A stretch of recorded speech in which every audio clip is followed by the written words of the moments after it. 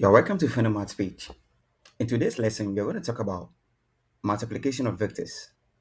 Now, let's say something. If the vector A has component this, and the vector B also has components, x sub 2, y sub 2, then the dot product of A and B is, now that is the idea that we use to multiply vectors. We're going to find the dot product of the two vectors. In some context, we call it scalar product. I'm going to explain that. Now, let's multiply. So the dot product of A and B, that is A dot B, that is the dot. A dot B is equal to, we are multiplying the vector A by the vector B. And that is what we're going to get. X sub 1 times x sub 2 plus y sub 1 times y sub 2. So that means that we are just multiplying, the corresponding components. And after that, we add the product. So we just have to multiply the x components.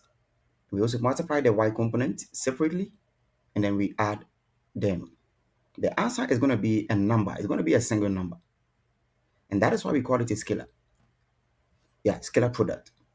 So whenever you multiply a vector by a vector, in fact, the answer is not a vector, but rather a scalar. Take note of that. And we're going to use this idea to solve some questions. So we have the next question here. Given that the vector m has component 4, 3, and that of the vector n also has component negative 5, 2, we have to find the dot product of m and n.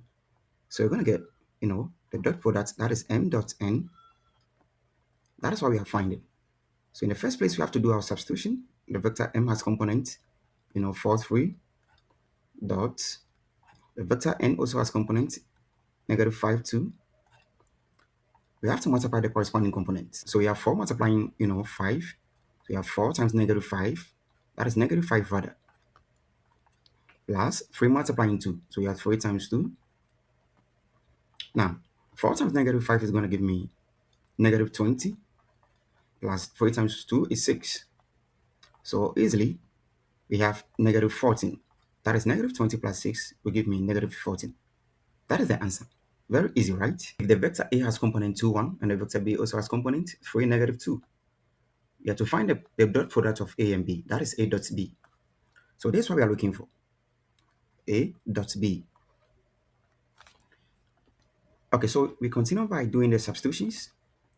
The vector A has component 2, 1, dot B. B has component 3, negative 2. And now we go on and multiply them. We're going to find the dot product. And how do we do that? We just have to multiply the corresponding components. So you have 2 by 3. They are all corresponding. They are the h components. So we have 2 multiplying 3 plus we multiply the y components as well. So we have 1 multiplying negative 2. Now we can simplify this basic arithmetic. 2 by 3 is 6 plus 1 times negative 2 is going to give me negative 2. So we have 6 plus negative 2. That's the same as 6 minus 2. So finally, our answer is going to be 4. So now, you know that 4 is a scalar, 4 is a number. So whenever you multiply a vector by a vector, the answer is not going to be a vector, but rather a scalar or a number. Let's take our next example. So let's get our next question here. So given that the vector A has components of this and that of B also has components of that, we have to find the value of x if A dot B is equal to negative 10. So that's the condition that we're going to use.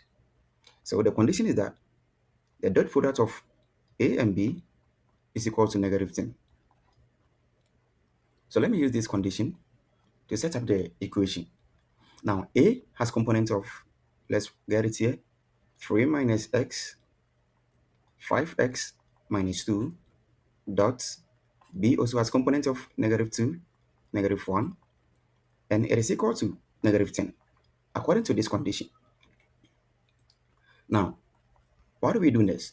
We have to multiply the corresponding components and then we add them. So now, we have to multiply 3 minus x by negative 2. So that's going to be negative 2 times 3 minus x plus negative 1 times 5x minus 2. So we have negative 1 multiplying 5x minus 2. And remember, we are supposed to get negative 10. That is here. What do we do next? We have to multiply the coefficients by the terms in a bracket. That means you have to expand to remove the brackets. So negative 2 times 3, we have negative 6, and negative 2 times negative x, that's going to be positive, 2x. Now, plus negative 1 is the same as minus 1. So minus 1 multiplying 5x, we have negative 5x, and minus 1 multiplying minus 2, we're going to get positive 2, and that is equal to negative 10. Now we have to, collect like terms so that we can simplify. So negative 6 and that of 2, they are like terms. So you have negative 6 plus 2. Now 2x and that of negative 5x, they are also like terms. So you have plus 2x minus 5x here, and it is equal to negative 10. You can simplify negative 6 plus 2, and we're going to get negative 4. 2x minus 5x is minus 3x, and that is equal to negative 10. The next thing is to find the value of x. So we have to, nullify negative 4. We have to do away with negative 4. And what do we do? Straightforward, we can take negative 4 to this side. Oh yeah, we can do that. Or we just add 4 to both sides of the equal sign. So that's what I'm going to do. So we have negative 4 plus 4. Now, minus 3x equal to negative 10 plus 4. Okay, so now we can see that negative 4 plus 4, they will be nullified. It's going to be 0. So we are left with negative 3x. Now, negative 10 plus 4, that's going to be minus 6. So obviously, we have to divide here by negative 3, here to by minus 3, so that we can do away with, this coefficient of x. Now, 1, 1. So negative 3 here, 1, it goes into negative 6 2 times. So x is equal to 2. That is how we can find the value of x. Okay, so given that p dot q is equal to 0, that means the dot product of p and q is equal to 0. Where p has components of this, and q also has components of that. You have to find the value of x. Always, you have to, identify the condition that we are using. And the condition is that p dot q is equal to 0. So that means when we multiply, the two vectors, we're supposed to get 0. So let's do the multiplication here. Now, the vector p has components 6, 2x plus 12. Now, dots. The vector q also has components of x, negative 1. And according to the condition, you're supposed to get 0. So what do we do next? We've got to multiply the corresponding components, then we add them as well. So you have to multiply x by 6, they are corresponding. So you have 6x, and negative 1 should also multiply this one. Remember, we are adding. So you have negative 1 multiplying the whole of, 2x plus 12. And remember, our answer is 0. What happens next? We have to, multiply negative 1 by this binomial. So 6x should be here, and now plus negative 1 is the same as negative 1. So negative 1 times 2x, we have negative 2x. Negative 1 times 12, we have minus 12. And that is equal to 0. We don't have anything to worry about because these guys, they are like terms, and they have been grouped already. So you just have to subtract the two of them.